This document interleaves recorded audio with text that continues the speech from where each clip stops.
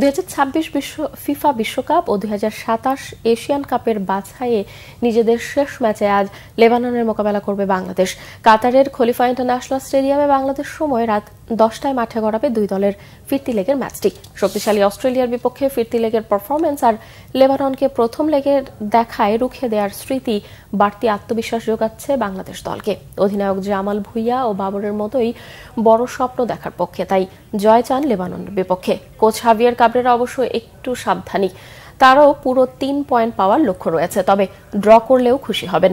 গত সাফ চ্যাম্পিয়নের পর চলতি জুন ধরে এক বছরে এই নিয়ে তৃতীয়বার লেবাননের বিপক্ষে খেলতে যাচ্ছে বাংলাদেশ দল।